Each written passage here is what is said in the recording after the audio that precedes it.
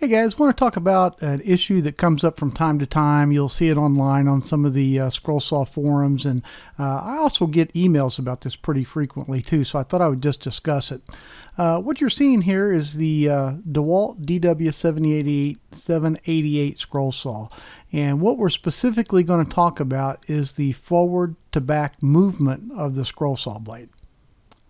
One thing that some people don't realize is that the blade on a scroll saw does not move perfectly straight up and down. Depending on the saw and the way it's made, the blade actually moves in a little bit of an arc. And this arc causes the blade to have a front to back movement. Now, some saws like the DeWalt DW788, this movement is fairly large, and they call that an aggressive cutting machine because the blade moves back and forth, and it takes basically a bigger bite every time it moves up and down into wood.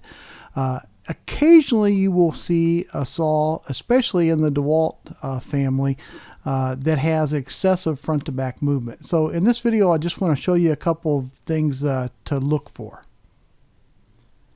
If you watch real closely on this clip, you'll see me rotate the motor through several full strokes, and you'll see that the blade is moving back and forth next to that ruler just slightly over a millimeter. Now this is a fairly normal amount of movement for the blade on the DeWalt DW788.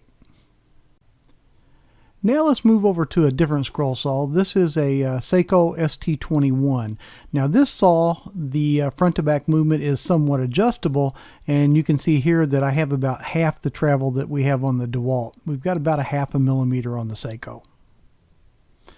Now getting back to the DeWalt just for a second, the problem is that unlike the Excalibur models of machine, which includes the Seiko, the King, the Jet, and a few other machines, this forward to back movement's not adjustable on the DeWalt.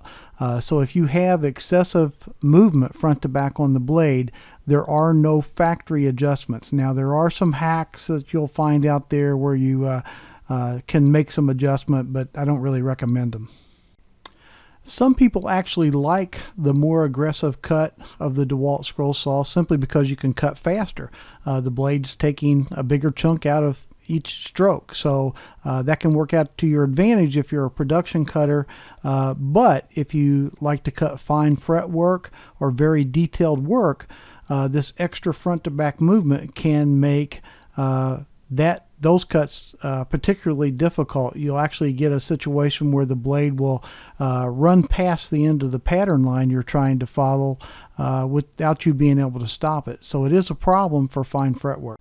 We'll move back over to the Seiko scroll saw real quick and take a look back towards the back of the saw, and you can see the motor is attached to that aluminum flange, and that flange has some bolts in it that are slotted where you can adjust that motor clockwise or counterclockwise, and by doing so you actually change the forward to back movement of the blade effectively. What you're actually doing is you're raising the height of the upper arm, and it's a complicated system the way that blade moves up and down on these models of saws, so it's a little hard to point out, but as you raise that upper arm you actually change the travel, and that's one of the reasons to move up from the DeWalt to these machines, is to be able to have that adjustment flexibility.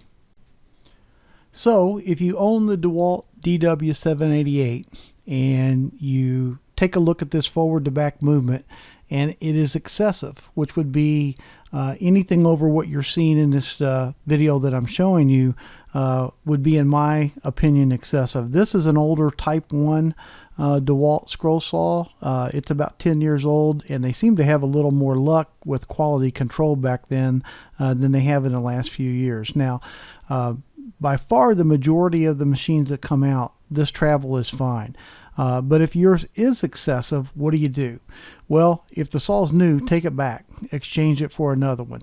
I have not seen good results taking these saws to the DeWalt service centers.